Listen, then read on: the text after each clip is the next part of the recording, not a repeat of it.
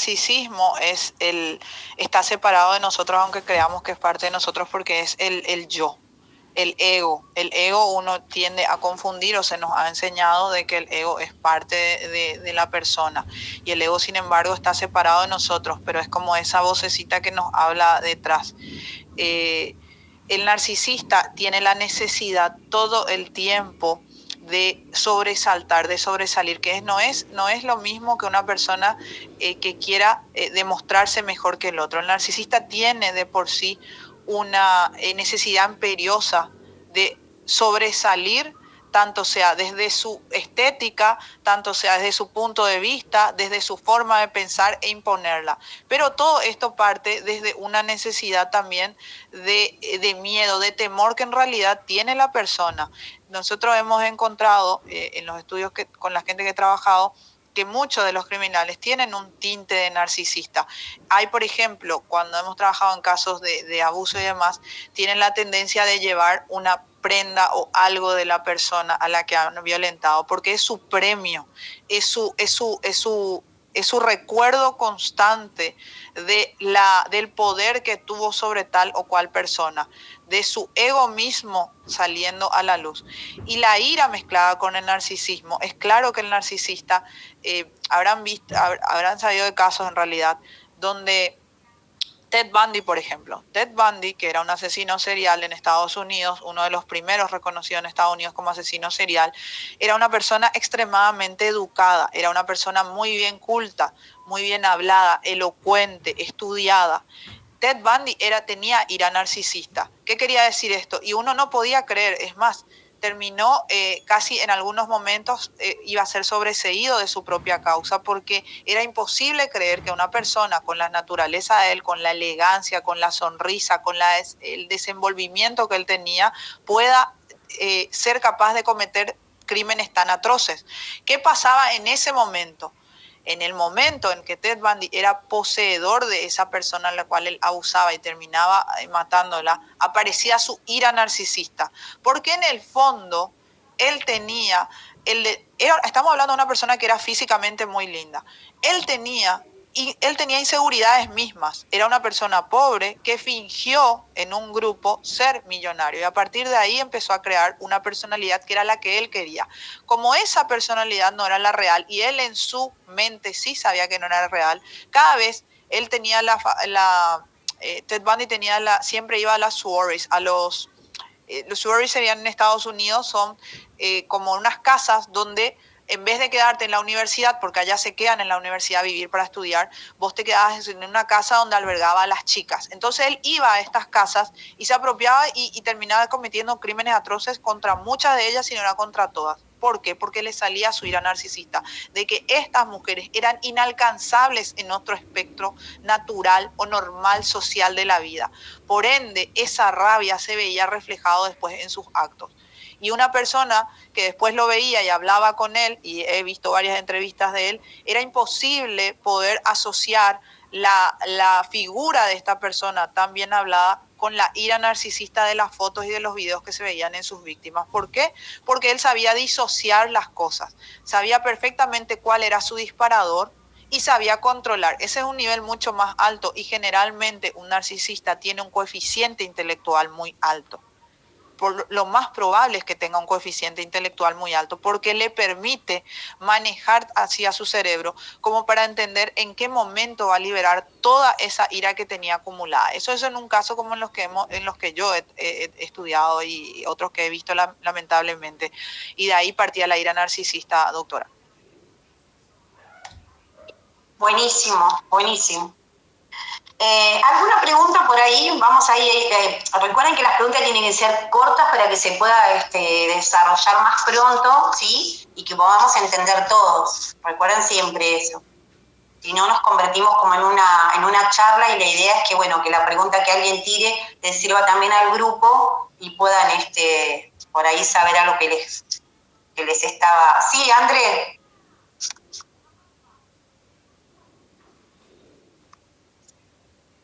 Andrea, ¿me escuchás? Hola, buenas tardes. Buenas tardes. Buenas tardes, mi nombre es Nora Lozano, estoy en la unidad 52 de Azul, en el pabellón 2 literario, y Andrea es mi compañera y estamos escuchando la conversación y estudiando. Yo, en base a lo que estamos hablando, yo tengo un comportamiento que no sé si es bueno o es malo. Yo no soy de contestar mal, no me gusta pelear, no me gusta discutir, mis compañeras me conocen, pero tengo una costumbre, cuando me enojo, que es muy rara a la vez, muy rara, me levanto bien a la mañana de buen humor, no contesto. Prefiero no contestar porque yo sé que si puedo decir algo malo con la boca, después no me gusta, porque lo que se dice con la boca no se borra con el codo. Así de simple. Quiero saber si eso es bueno, es malo, si lo tengo que trabajar.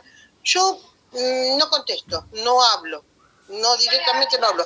Y después cuando se me pasa el enojo, lo charlo, lo converso con las personas, pido disculpas, pero en el momento prefiero no hablarlo, porque no quiero herir a las demás personas o a la persona con la que estoy hablando por mi bronca o por mi enojo. Y quería saber eso nada más. En realidad estás haciendo lo correcto, ¿sí? Porque vos imaginate que las personas que son calladas o las personas que tienen buen carácter son personas que por ahí van acumulando cosas. Porque no es la persona, porque es callada o porque tiene buen carácter o porque siempre está tranquila y bien, no puede acumular cosas. A veces este tipo de personas son las peores o las más peligrosas, por así decir, no las peores, ¿sí? Porque acumulan, en algún momento pueden llegar a estallar y esto hay que saberlo controlar. Y como siempre decimos, lo venimos diciendo desde el principio, no hay nada mejor que callarse en el momento, dejar que baje un poco todo lo que es la adrenalina y más, y después volver a charlarlo o directamente dejarlo, porque hay personas, hay por ahí grupos o gente que directamente, la verdad y honestamente, hay que dejarlo. ¿Sí? Hay cosas que hay que dejarlas, porque no te van a pasar hoy, te van a pasar mañana y pasado, eso también tenemos que saberlo trabajar. ¿Sí? Si ya sabemos que vamos a ir a visitar a alguien y la persona, ya lo sabemos, ¿sí? Vayamos preparados de mente, ¿sí? De mente y sobre todo de boca, y digamos, bueno, ahora va a empezar con esto, pero después se le va a pasar y después vamos a seguir, vamos a continuar, y si no directamente vamos a obviarlo, ¿sí? Porque tampoco vamos a ir a un lado donde sabemos que nos pueden provocar ira, donde sabemos que puede desencadenarse algún tipo de problema o podemos llegar a tener un disgusto, porque a ver, ¿cuántas personas han pasado mal y han terminado directamente en un hospital y más también por no poder manejar el tema de la ira, ¿sí? Silvia, ¿querés agregar algo? No, lo que ella hace es perfecto, ella reconoce su disparador y ella toma lo que le decíamos recién a Eduardo, ella toma la distancia y el egoísmo propio que tiene, que está perfecto, no me acuerdo cuál era tu nombre, porque dice Andrea, Nora creo que dijiste. Nora, mi nombre es Nora. Está perfecto porque ese es el egoísmo correcto, en el que vos entendés tus tiempos, tu momento, y vos sabés cuando el disparador ya no te genera presión o ya no ocupa o en realidad no controla tu emocionalidad. Entonces, como vos lo manejás, está perfecto. Como le entienda a la otra persona es algo también que vos tenés que respetar y no tenés que sentirte culpable. Si la otra persona no siente que ella en vez de reaccionar, en vez de quedarse a hablar, se va, parece que no le importa, ese es problema de la otra persona, Nora. Vos no podés hacerte cargo de la emocionalidad del otro. Vos estás llevando correctamente a tu disparador la manera de cómo vas en vos a soltar y a liberar el enojo, sea en 1 minuto, sea en 10 minutos o sea en 1 hora. Nunca fui de levantarle la mano, ni siquiera a mis hijos, no tengo por costumbre, mi mamá tampoco, nunca me pegó. Lo que tiene que no me gustan las malas palabras, no grito, no protesto, pero no me gusta ser maleducada. Entonces, como soy muy sincera al hablar y para mí es al pan pan y al vino vino, lo blanco es blanco y lo negro es negro, no hay grises, entonces puedo dañar con lo que yo le diga a la otra persona, entonces prefiero no decirle nada en ese momento y después conversarlo tranquila. Ese Claro, siempre fue mi postura. Lo manejás perfectamente y de vuelta, que también le sirva a otros. que como ella lo maneja, hay que respetar, primero lo está manejando bien, pero generalmente ¿qué tendemos a hacer del otro lado también? A no comprender y a querer afrontar en ese momento esa situación. Eso es totalmente incorrecto. Donde uno no puede, donde uno no quiere, dos no pueden, dice. O sea, si una de las personas no puede en ese momento manejar esa discusión porque puede pasar a otro plano, entonces hay que también de nuestro lado aprender a respetar el momento de esa persona y alejarse o dejar que se aleje y que venga en el momento y en el tiempo que lo necesita. Te hago otra pregunta, si no te molesta. ¿Sí? No, por supuesto. Yo tengo una costumbre toda la vida. Me siento con las piernas cruzadas, aún estando en mi casa, en la computadora, meto la mano entre las dos piernas muy cerca de mi vagina. Nunca sufrí violencia, nunca tuve problemas de abuso, ni violaciones, ni nada. No sé por qué tengo esa ración de estar siempre sentándome así. Hasta en público lo hago, y es horrible. ¿Pero lo haces normalmente o hay alguna situación o ya es algo, ya te están hablando de cualquier... Bueno, entonces ya es una parte tuya donde vos necesitas, tu cerebro está necesitando descomprimir algo, por eso va para ese lugar. No necesariamente en tu situación tiene que significar que vos tenés que proteger algo que en algún momento se te haya violentado. Es tu cuerpo donde encuentra la comodidad de esa postura para poder liberar la tensión que el cerebro mismo está creando.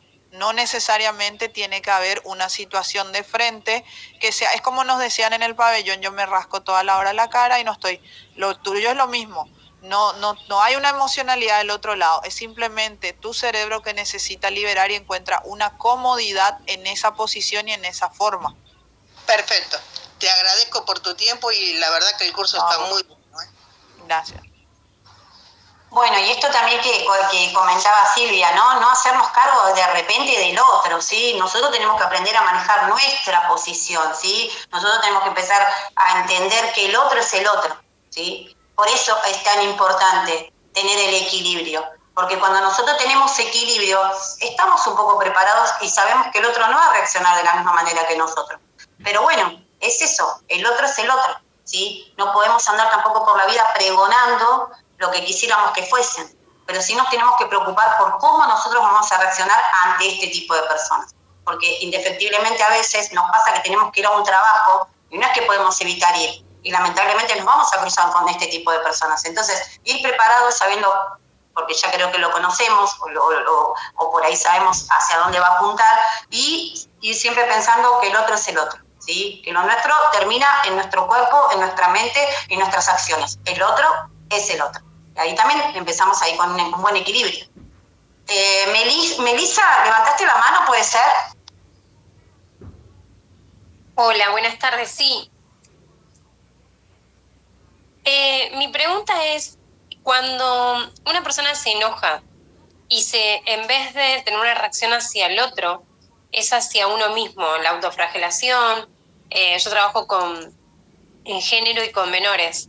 Entonces veo muchos menores que se autoflagelan, que se cortan, que se lastiman, que, no sé, se golpean la cabeza contra la pared.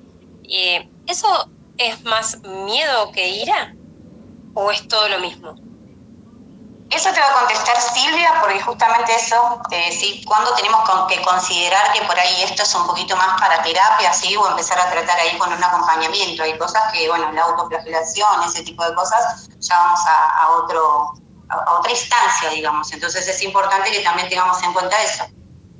Sí, los chicos están, por ejemplo, en un caso particular, están bajo tratamiento, pero yo digo, lo primero que aparece es ellos están enojados, aparece la ira, donde empiezan como a querer, ya no pasa el enojo, y en vez de cometer un acto de golpear a alguien o que sea hacia otro, es hacia ellos mismos. Frente, por ejemplo, al no aceptar el no. Yo la autoflagelación la vi en dos chicos, en mi caso sustraídos recuperados de una sustracción de trata. La autoflagelación es a causa de se genera, no es un intento de suicidio. La autoflagelación, al contrario, está lejos de ser un intento de suicidio. Es una forma de dañarse para poder enfrentar el dolor interno y hacerlo externo. Porque el dolor interno, lo quebrado que están por dentro, yo lo había trabajado con unas especialistas cuando hay un chico en particular que siempre, que es el que más tengo años trabajando con él, que está en México, tenía en el primer año de ser recuperado, se autoflagelaba, porque dentro estaba totalmente roto y tiene que tener una forma de expresar esa rotura para volver a unirla. Entonces lo que hacía eran los famosos cortes, autoflagelarse, se empezó a cortar y se empezó a quemar. Nunca hubo y nunca va a ir generalmente un intento de suicidio, es la forma de afrontar el dolor emocional que tiene, que puede ser justamente la tristeza, el dolor, lo roto, lo que le rompieron, porque no es solamente un abuso, en el caso de un menor, no es solamente que hayan abusado físicamente, es su persona que rompieron desde adentro. Y desde adentro necesita tener la forma, y como no tiene las herramientas emocionales, la ha mostrado en su cuerpo. E incluso también terminan haciéndolo de adultos, lo que decía de vuelta, he trabajado con ellos, por eso de repente hago mucha alusión con asesinos seriales y demás o criminales, porque es su forma de liberar también su ira y el estrés que tienen. La autoflagelación siempre va a ser una forma de hacer que el daño interno y emocional que tienen se exprese para afuera. Lejos va a estar siempre de ser un intento de suicidio. Quiere decir que hay una emocionalidad ahí que hay que reconocer que tiene. Si es un niño, si es un adolescente o si es un adulto. Si hay tristeza, si hay ira o si hay estrés, cuál es la emocionalidad que tiene rota por dentro, que tiene que hacerla externa y llevar ese dolor. Porque uno no puede medir el dolor emocional de alguien. Yo no puedo medir a la doctora Ale cuánto le puede doler a ella una ruptura emocional con su pareja que a mí. No hay una medición.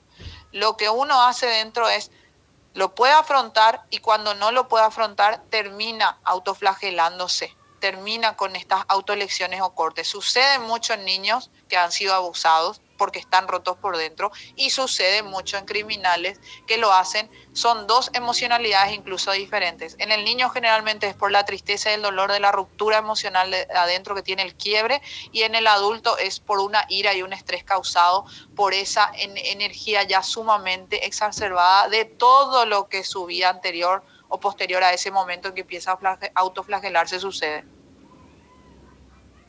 Perfecto, gracias. Bien, lejos está, como decía la doctora, como decía Silvia, lejos de creer que es un intento de suicidio, la autoflagelación, aunque ustedes no lo crean, les produce placer, ¿sí? Porque, como por así decirlo, ¿vieron cuando tenemos por ahí un dedo infectado que se llenó de pus? Algo parecido, ¿no? Por ahí. Pero bueno, vamos a dar este ejemplo para que vayan teniendo idea. Vieron que y vieron cuando lo pinchamos y empieza a salir y empezamos a sentir como un descargo y empezamos a sentirnos mejor. Bueno, algo de esto es la sensación del que siente el que se autoflagela. Como dijo Silvia, cuando se trata de, por ejemplo, chicos que están queriendo sacar algo que los tienen ahí adentro incrustados. No así las personas que por ahí cometen delitos o algo por el estilo, ellos sí lo que quieren es sacar culpa, ¿sí? Que se vaya todo lo mal que están teniendo, todo lo que han guardado, todo lo que han hecho durante todo este tiempo, por ahí lo terminan recargando y de alguna forma lo quieren sacar. Algo más por ahí, tenemos ahí unos 10 minutitos, el pabellón. Sí. Hola, sí. Volviendo a lo que es el estrés, ¿a qué llamamos estrés postraumático? Silvia. Sí. El estrés postraumático es posterior al suceso que has vivido. En el caso de lo que yo trabajo con los chicos, es en el caso de la sustracción, lo que es su estrés postraumático, cada uno va a denotar o puede mostrar un síntoma diferente. Yo he visto chicos que han pasado un año que no podían dormir con la luz apagada, porque la luz apagada le recordaba el lugar de encierro donde estuvieron. Ese es su estrés postraumático. Cada vez que le apagas la luz es su disparador a llevarle a ese mismo momento. Quiere decir que eso es donde vos tenés que trabajar en el menor, porque el menor la luz apagada directamente le lleva. Y hay un niño en particular que me recuerdo que un año se tuvo que trabajar en él. El estrés postraumático tiene varios síntomas. Yo te estoy explicando, por ejemplo, uno de los disparadores del chico, que era la luz apagada.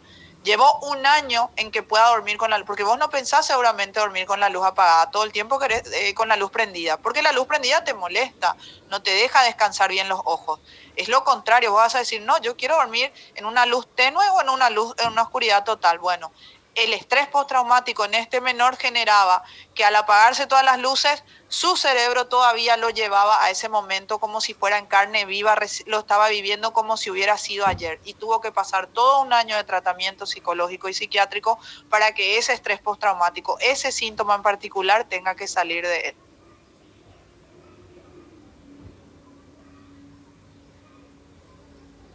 Bueno, lo que nos estaría quedando por ahí para tener una idea es las señales de alerta que tenemos cómo consideramos, o sea, cuando tenemos que ir a terapia, ¿sí? Porque bueno, hay cosas que nos dimos cuenta que las podemos manejar, pero sí hay situaciones que por ahí vemos que no la podemos manejar. Entonces, sí o sí tenemos que buscar ayuda de un terapeuta, ¿sí? Primero podemos contárselo a alguien de confianza, pero de todas formas tenemos que terminar yendo a un terapeuta, que es el que nos va a ayudar, porque muchas veces también confundimos el tema de la ira con por ahí trastornos de personalidad, ¿sí? Y eso ya lo tiene que evaluar un terapeuta. Por ahí tenemos trastorno de personalidad, por ahí tenemos una esquizofrenia, ¿sí? Que está por declararse, o tenemos un cuadro de esquizofrenia. Entonces hay que tener en cuenta que cuando vemos que no podemos manejar el tema de la ira, tenemos que terminar yendo a buscar, tenemos que pedir ayuda, ¿sí? Y el terapeuta es el primero que nos va a poder dar el pie, que inclusive puede desembocar también en un psiquiatra, ¿sí? Como les digo, si ustedes por ahí están teniendo un trastorno de personalidad, que están teniendo una conducta esquizofrénica, están teniendo una bipolaridad, muchas veces tienen que buscar ayuda, ¿sí? Porque no lo van a poder resolver desde ustedes. Pueden tener la voluntad, pero por ahí están pasando por otra situación que no están, pero sí nos vamos a dar cuenta. ¿Tenés ahí las señales de alerta, Silvia?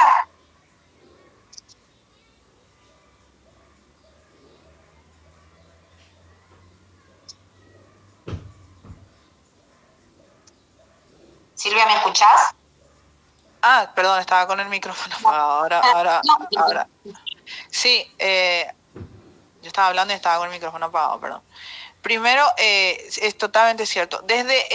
Todos los que pueden acceder a un psicopedagogo, a un psicólogo, a un terapeuta, tienen que hacerlo. No, yo invito a que no sea, yo voy al psicólogo una vez cada 15 días, o sea, 2 veces al mes, porque a mí me encanta y he aprendido en 5 años de ir al psicólogo muchas cosas que no sabía de mí, buenas y malas, y que las he corregido. Entonces, primero eso. Las alertas serían si vos empezás a enojarte más de lo usual, o sea, que ya te enojas por cualquier cosa, la irritabilidad ya es constante, ya te frustra todo. El agua no sale en la temperatura que yo quiero.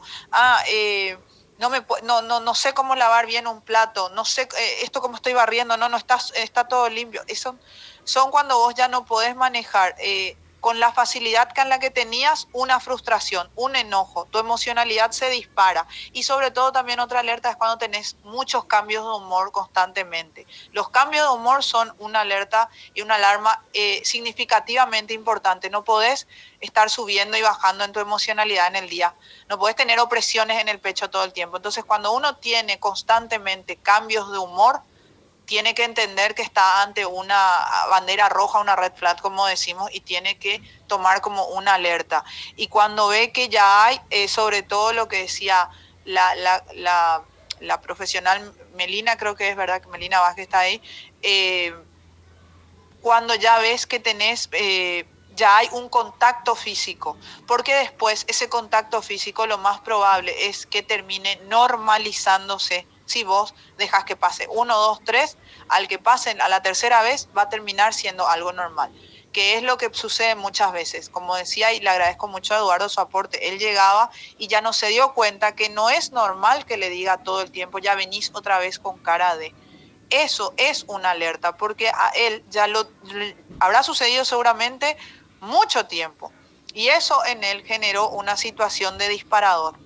En una situación donde vos te das cuenta a la primera, a las 3, 4 veces que te dice que a vos ya no te gusta que te digan eso y te está generando una situación que siquiera pensás que querés, ay, ¿cómo lo quiero ahorcar a esa persona? Esa es una alerta que te tiene que llevar a tomar la decisión de acceder a un terapeuta lo más pronto posible.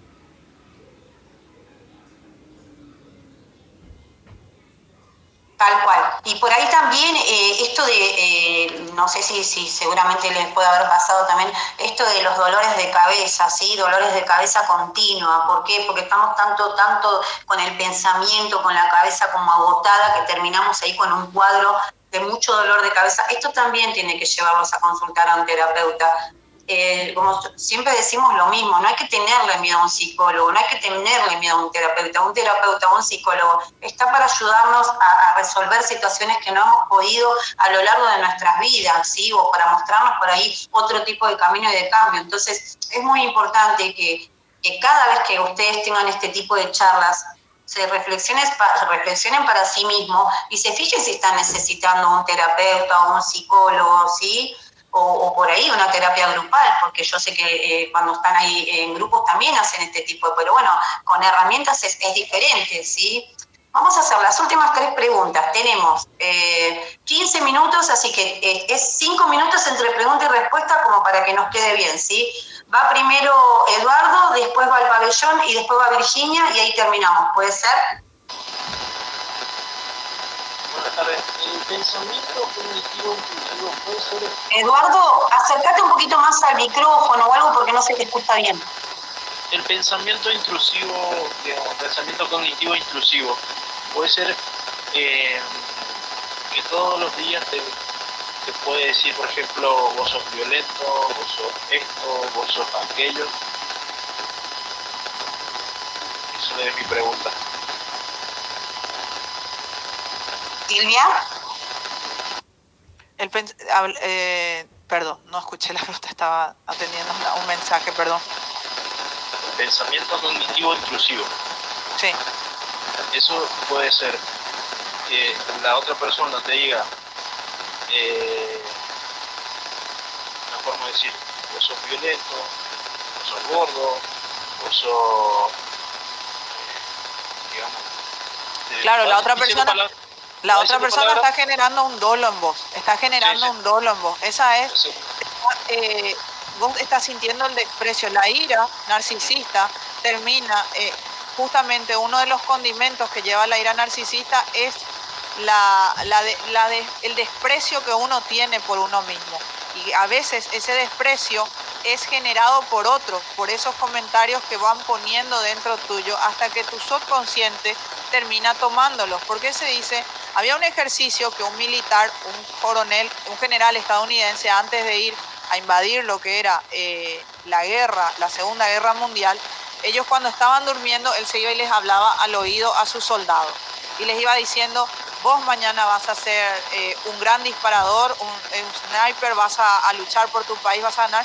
¿Por qué? Porque cuando uno está durmiendo entra en un nivel que la doctora entiende bien, donde vos podés hablar con el subconsciente, porque en el subconsciente es donde terminan quedándose guardadas esas cosas. Por eso hay un estudio que se hizo, que lamentablemente se hizo, que se llama control mental, donde se trabajó con personas sin su conocimiento y se le empezó a meter en el subconsciente disparadores. Entonces, en algún momento, cuando escuchaban esa palabra, tendían a ser violentos. Eso es un proyecto, eso es un experimento que se hizo en Estados Unidos sobre personas, que se llama el proyecto MKUltra, donde se le empezó a meter esas palabras para generar una situación de violencia que termina siendo un disparador. Entonces, vos escuchaste la palabra cafetera y vos no entendés por qué vos fuiste violento. Es porque en tu subconsciente te empezaron a meter palabras como las que vos vas diciendo que se fueron quedando.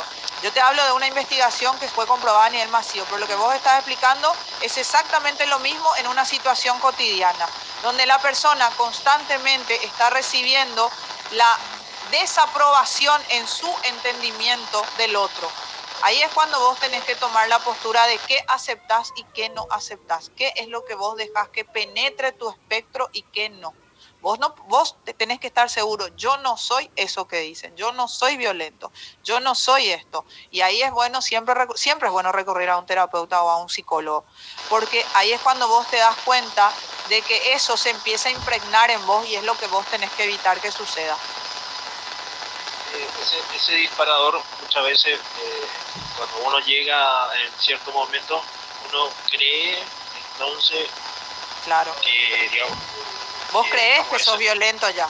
Por ende, cuando vos crees, siempre se dice en la ley de la atracción, lo que vos crees, vos sos. ¿Verdad? Si yo creo que soy millonaria, seré millonaria, porque en mi mente construí. Si vos en tu mente construyeron o construiste o permitiste que construyan que sos violento, por ende tu mente le va a dirigir a tu cuerpo y le va a decir que tenés que reaccionar de forma violenta, porque es lo que construyó en su mente. Gracias. Buenísimo, buenísimo. Por eso esto del equilibrio, ¿sí? El equilibrio de saber a dónde estamos parados y realmente quiénes somos y cómo tenemos que prepararnos para la otra persona. Porque siempre va a ser cuestión de conocer a la otra persona. ¿Cuántas veces nos pasa y ya ves venir a alguien y ya saben con qué va a reaccionar, qué nos va a decir, en qué nos va a querer lastimar? Pero como se los digo, es la barrera de lo que es uno, ¿sí? De lo que uno sabe que es, y en caso de que tenga algo malo sabe que lo está trabajando, y lo que está en la expectativa de la otra persona o cómo es la otra persona. Pabellón. Sí, basado en lo que se habló hace rato, que dijo Silvia, estaba pasando una persona que era narcisista, pero no lo parecía. ¿Cómo se diferencia, cómo nosotros nos damos cuenta de un trastorno de personalidad? El narcisismo de por sí es un trastorno en la personalidad, el narcisismo de por sí. Por eso es importante lo que dice la doctora Alejandra. Hay que recurrir a un ya no a un terapeuta ahí. Hay una diferencia entre un terapeuta y un psicólogo. El terapeuta te ayuda y te brinda un apoyo psicológico para manejar una emoción o una situación, ¿verdad? Y puede trabajar varias aristas más. El psicólogo ya es un estudioso del comportamiento humano que probablemente ante una persona, con esto que vos decís, va a decir, no, aquí estamos frente a una persona que tiene un trastorno en la personalidad, que es el narcisismo. Entonces, por ende, tiene que ir a recurrir a lo siguiente, al siguiente eslabón, que ya es un psiquiatra. Pero por eso siempre, no es necesario ir al psicólogo primero, pero un terapeuta te va a ayudar. Después te va a decir y determinar, hasta aquí llega mi trabajo y mi ayuda. A partir de aquí tiene que hacerlo un psicólogo, porque se especializa ya en psicoterapia, que es totalmente algo más avanzado. Y después el psicólogo va a decir, bueno, no, esto ya es un trastorno, porque el narcisismo es un trastorno. Entonces, a partir de aquí tiene que ir un psiquiatra y así se va a ir evaluando. Pero uno tiene que hacer ese paso, o uno, si están entre ustedes y ven una persona que creen que tienen estas actitudes narcisistas, y siempre está bueno alertar a la persona o que está a cargo. En el caso de ustedes, si están en un pabellón, al director que esté, bueno, esta persona tiene estas características. Entiendo por lo que aprendimos de que puede ser una persona que resulte un narcisista, y ante un narcisista es muy probable que en algún momento podés tener un episodio de ira narcisista. Tal cual, O sea, tal cual. Tenemos diferentes tipos de personalidad. Perdón, no escuché. O sea que tenemos diferentes tipos de trastornos de personalidad.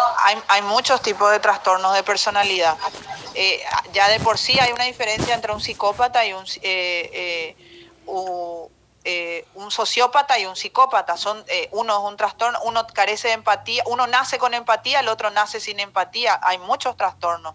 Por eso es necesario, y esa no es nuestra especialidad, por eso es necesario, zapatero a su zapato, ante disparadores o ante situaciones, como recién dijimos, las alertas, empezar a decir, bueno, yo tengo esto, entonces tengo que recurrir a una persona que me ayude a dirigir esa emoción. Que esa emoción vos podés, como dijo la doctora, de repente no necesariamente un narcisista, estás frente a una persona esquizofrénica.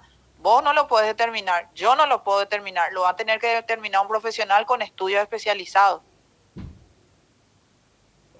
De todas formas, de todas formas vamos a dar referencias, ¿sí? Porque podemos identificar a un narcisista. Es importante que identifiquemos a un narcisista. De hecho, todos estamos siempre cerca de un narcisista.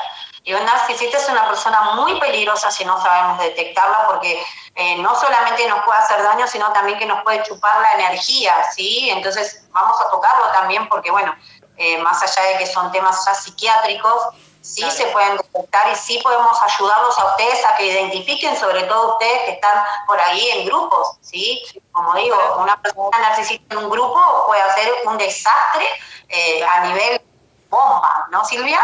Sí, como para aportarles para que vean, lo que les decíamos al comienzo, tiene aires de superioridad. Una persona narcisista tiene aires, o sea, traten de imaginar en su mente una persona que ustedes encontraron que todo el tiempo cree que es mejor que ustedes, que sabe más que ustedes, que es irrazonable hablar con esa persona porque su postura es única y universal, no hay forma de sacarle, no.